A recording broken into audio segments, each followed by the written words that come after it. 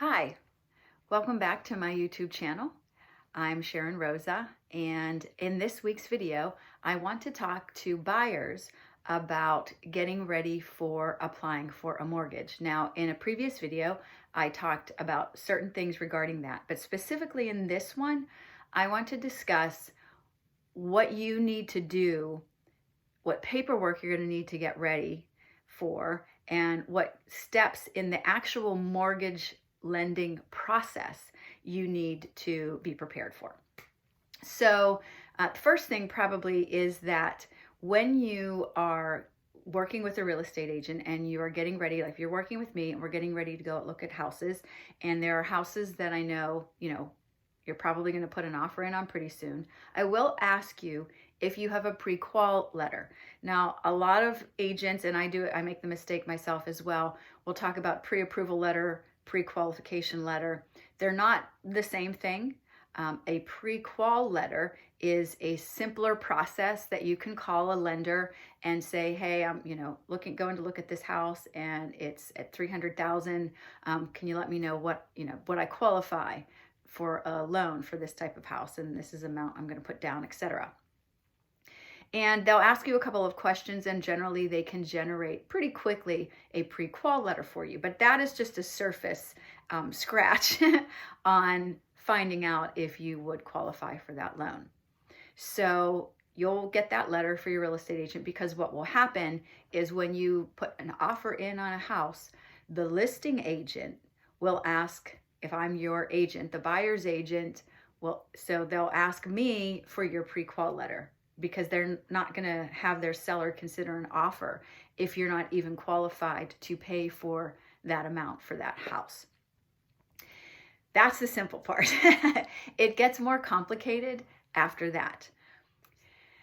Once you find that house, you might go back to the person that gave you the pre-qual letter, but I would suggest that you talk to a few different lenders just to find out what their process is and to make sure you're getting the best loan at the best rate.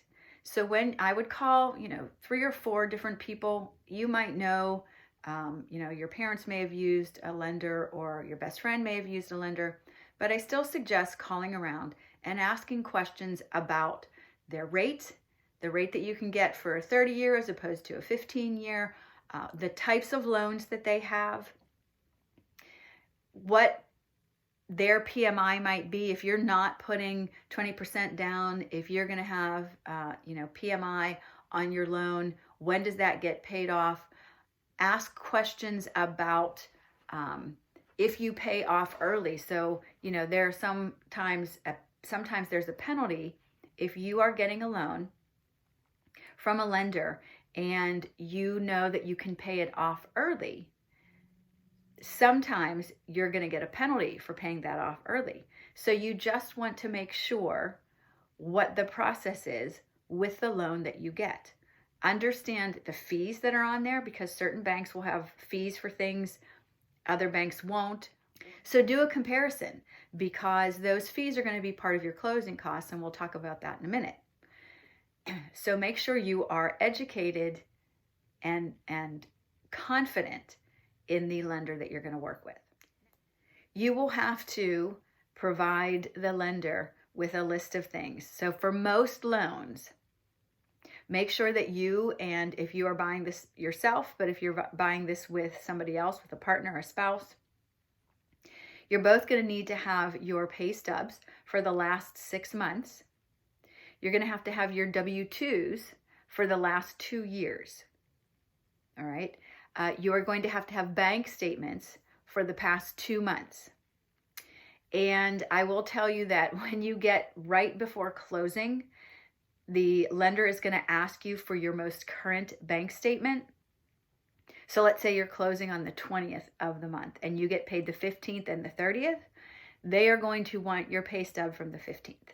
They want what is most current. In addition to that, they are going to run a credit check on you, probably going to Equifax, Experian, and to TransUnion, which are the 3 big credit score companies. And they're going to want your addresses for the past 2 years. So if you have moved around a lot, you need to be prepared with those addresses. What can throw some additional work into this is if you are divorced, the lender will probably want your divorce decree stating that you are in fact divorced, and they may go in and look at things like child support if you are paying it or receiving it. They will look at any maybe bankruptcy issues that you might be linked to through that prior marriage, any past due taxes. They also might ask you if you have a co-signed debt. Let's say you bought something with that other person.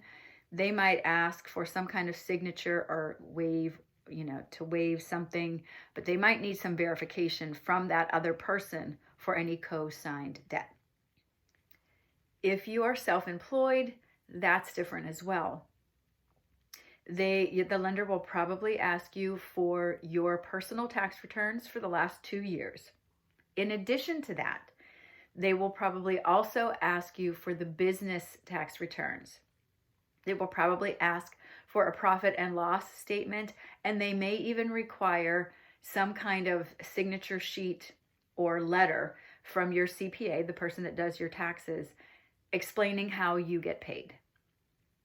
So keep that in mind. If you are self-employed, your process is going to be a little different from somebody else.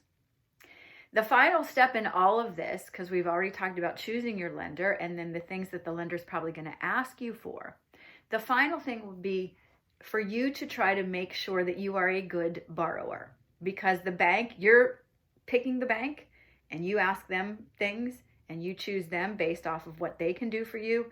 The bank wants you to be a good borrower. They want to make sure that you're going to pay off that debt. So what can you do to show that you're a good borrower? Credit score. You have to keep that credit score up if you can. Over 740 is good. If you're lower than that, it's not definitely a definite no, but there are some other things that they're going to look at. Pay your bills on time. I don't know how else to say that. Pay your bills on time. Make sure that you keep your credit card balances low. If you can pay them off, great. And please, please, any mortgage lender, any real estate agent is going to remind you, do not make a big purchase once you've started this lending process. Don't go out and buy a boat or a new car if you don't have to. Really try not to at all, because that's going to change everything, especially if you do it midterm. You all of a sudden now have taken on more debt, and the bank will look at your debt to income ratio. So that could just sabotage your whole process. So don't do that if you can at all help it. Down payment. Now, there are some things. If you have a lot of money saved and you're going to put a lot of money down, and sometimes in some of the categories I talked about, the lender will look at the amount of money you have saved, and that might ease up some of those other things. So if you have a sizable down payment, that's excellent. If you have that money sitting there ready to go. Don't forget that you have to pay your closing costs out of that money as well. So let's say you have $40,000 saved. That's great. But closing costs, ballpark, between 3 to 6% of what you're paying for the house that you're buying. That's just a ballpark. But it starts to help you to understand, of that $40,000, how much is not actually going to go to paying, the down payment on the house.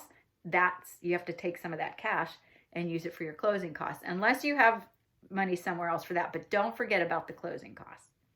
Your bank, your lender, will give you the best idea of what that closing cost is going to be. Make sure that you have stable income.